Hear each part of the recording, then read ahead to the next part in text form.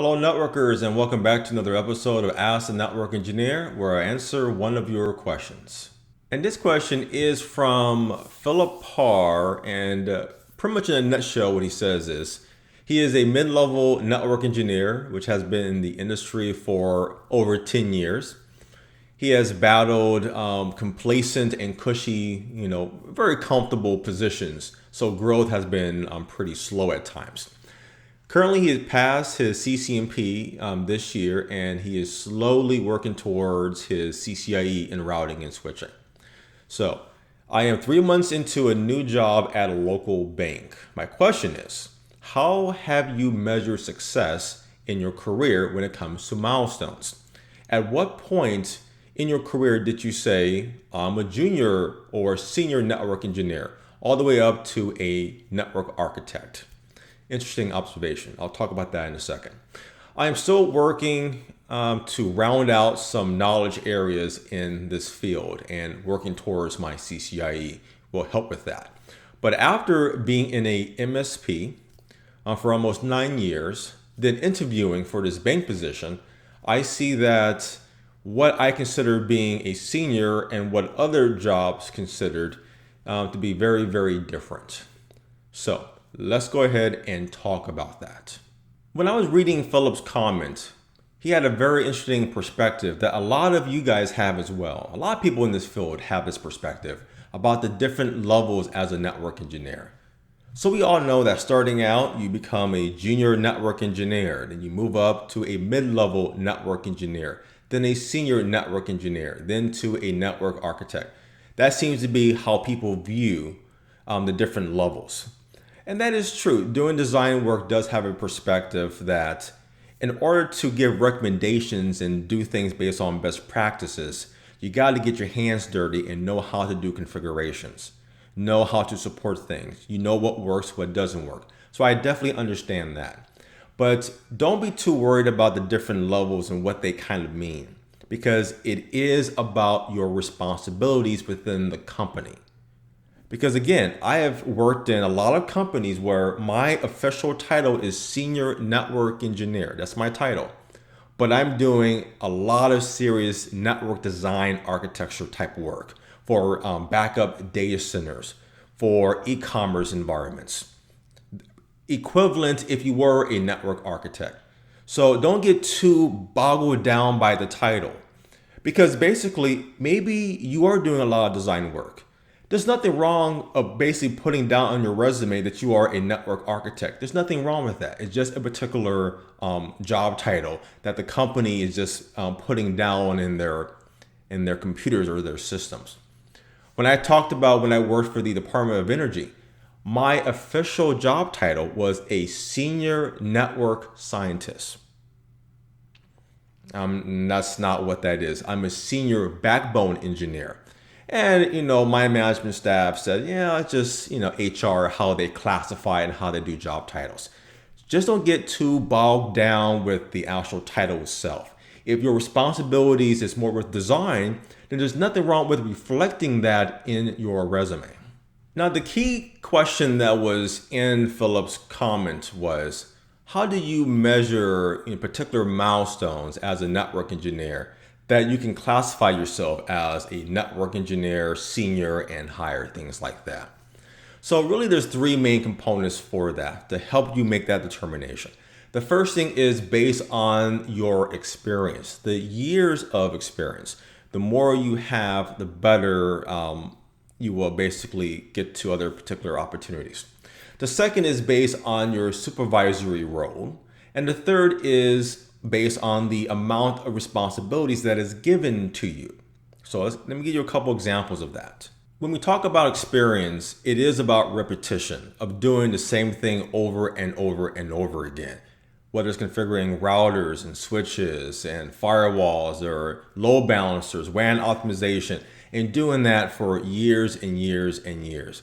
You have no idea how many VLANs and trunking interfaces I have configured over the almost 20 years. Too many. I can't even imagine how many times. A lot of times, okay?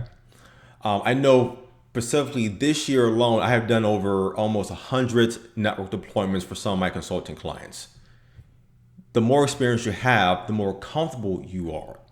Now, that experience is really important because the more your experience is, let me show you right in the camera, the more your experience is, the lower you are prone to making mistakes, right? That kind of makes sense. That means you're experienced, you're more of a seasoned veteran. So the chance of you making a mistake is very unlikely. Like it's very, very, very low. But if you're starting out, your experience is very, very low, but that means that your chances of making mistakes will be much higher. That happens in anything that you do, whether it's becoming a manager or anything along those lines. That the more experience you have, less likely to make mistakes, and of course, vice versa. That's why experience is a very, very big thing. Now, there's also something else that someone taught me a long time ago. And I think I got this from a self-help book many, many years ago.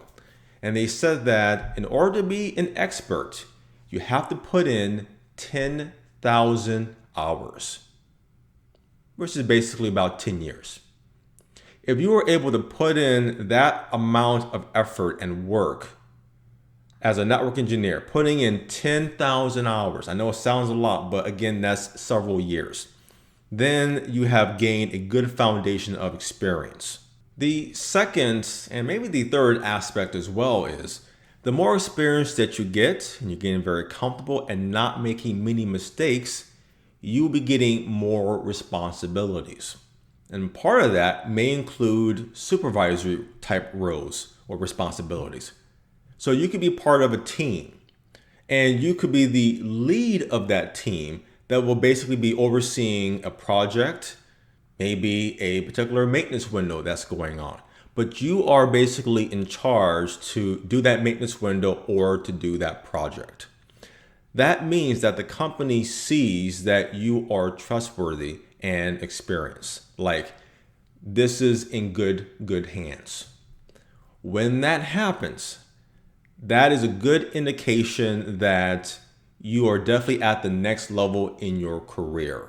I personally remember that I was brought into a company, and probably a month or two later, I don't know, the other network engineer I was working with was let go. So I was the only network engineer there. I had no other teammates. That was just me. And okay, let's just get it done. And I just took care of the projects that came up. I took care of any support things that came up, deployments. I took care of everything. And I remember that the manager said, we need to hire somebody else. And they said, no, we're good. Michael is doing a fantastic job. That was a very good indication to me that I have basically progressed in my career. And over time, my title will also show that. I would become a senior network engineer. But the point was, that's what I saw with management. That I went ahead, I did my job, I didn't make any mistakes, and management saw that and kind of said, we are comfortable, we are in good hands. Now, they have to hire somebody because I could be sick, I could be hit by a bus, right? You know that particular saying that we all talk about. So they still need to have a backup engineer on staff. So that did happen. And of course, is one of my good buddies that I brought in from a previous environment. But my example that I'm talking about with experience and responsibilities, I saw that firsthand growing up. So use this as a baseline to kind of help you with where you should be in your level. Now, this is assuming that you are getting network experience. Okay, true networking experience with routing and switching, data center security, that has to occur. And if you have at least 2 years of experience or up to 2 years of experience, you are at a mid-level as a network engineer. So that's a good baseline to follow. If you get up to, let's say, 10 years, then you're at a senior level. So kind of use that as a good baseline that if you have 7 years of experience, I would treat you as a senior level engineer in the field. However, there is one thing that is also equally important in this process. It's not just the experience doing repetition again and again. The more you do, the more comfortable you get, and of course, making very minimal mistakes. That is very important. But there is something else also. So Philip shared with us that he is a network engineer. He has about 10 years of experience. A lot of that is with an MSP, which is a very big deal. And he sees that his growth has been very, very, very slow. Okay. And this is a great example because the main thing that's also equally important is not technical or politics. It's more with your personality. It's more of your perspective and what is your ultimate goal that you need to accomplish. And a big part of that is, what is your drive? How hungry are you really? And that will dictate how progressive you are with how you learn, how you get projects and keep moving up and so forth. So for me, I was extremely driven. I loved this field. And that's all I did in the very beginning. I learned everything that I could. I did projects or maintenance windows, whatever I was allowed to do, I got involved with that. I was sometimes criticized for just moving too fast. But I was very excited and I knew what was going on. So I wasn't like it was over my head. I kept progressing. So really within 1 year, less than 1 year, I became a network engineer. And within under 2 years, I became a senior network engineer, surpassing other people in my same department, which has been there for several years because they didn't really have that drive. I make this comment a lot. I'm not sure if I said this in any of these episodes here, but there is a job and there is a career. A job as a network engineer is you go to work and you do what needs to be done for the day. You go home and you do what you do normally at home. That's it. But as a career, you are building foundation around that. And that means that yes, you're going in, you're doing your job, but you're going up and beyond that. You're studying when things are quiet. You're involved in other projects, just listening in. Maybe there's a project with a server project going on. I'm in there just listening, learning about server infrastructures, learning about, oh, interesting. These are some of the challenges with servers and applications. I'm just listening and observing, gaining the experience. And that's important because as a network engineer, I now have a good viewpoint of everything. I'm hearing things from desktops, the challenges there, the things from the server people, application, database. This is the experience that I'm gaining there. Then when I go home, I'm doing more networking stuff. I'm building labs, learning more concepts, trying to get it memorized and really fixed into my head.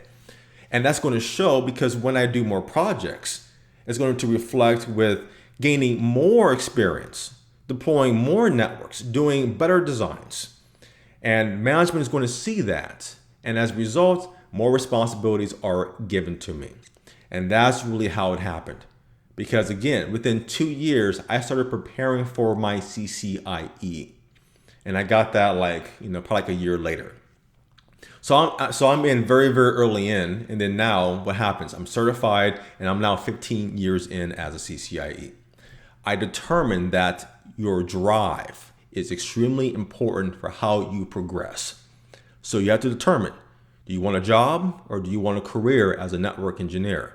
Because I'm teaching you guys how to treat this as a career. Because when you do that, you get a lot more opportunities out there. And the last point that I want to make is, yes, being a senior network engineer in one environment will be different in another environment, but not really. Okay? Here's really how I have done with my experience as a network engineer. So I worked in many different environments, and one of them has been a bank. Then another one has been with a government network. So those are very different. But really, you treat everything as the same. You do configurations always based on best practices and what is ideal. based on practical use cases that are out there. I got involved in a project just 2 days ago, and somebody talked about we need to build 2 VPN tunnels from this firewall to another firewall. So then one VPN is for voice traffic and the other is for all other traffic. I said, no, we're not doing that. That is not a practical solution that is typically done. I understand it's a unique requirement, but that causes an administrative nightmare. It's very messy for the configuration. There's no need for that, okay? We need to do recommended best practice implementations for our customers. So I shut that down entirely. That's really what it comes down to as a network engineer. I don't care what the environment is, whether it is for a data center environment, an MSP, a government network. If you do everything based on best practices, based on recommended ideal solutions that are being used in the field, you are fine. Because I have learned that deploying networks for different type of environments really wasn't different. Yes, there are some environments where there's more security than others, but that's fine because they have the budget to do so. So they may have a budget to say we have PCI requirements or HIPAA or SOX compliances. No problem. Well, we need to have Palo Alto network firewalls. They're more expensive, but they will give us the best compliance to accommodate our security requirements, and problem solved. Just keep the same mindset of what you're trying to do. It doesn't matter the environment. But the good thing is that if you do work in an environment of a government network, a bank, that is great ammunition because you can treat that same kind of thinking that you're doing in that environment for any other place. And it'll be pretty much very simple after that point, really. And we're done with this episode. And if you have any questions about being a network engineer or anything in the networking field, post those questions below in the comments and it will come up in a future episode. So thank you for watching this video. Please like, share, and subscribe to this channel, and also support us at routhub.net. Until next time, keep networking.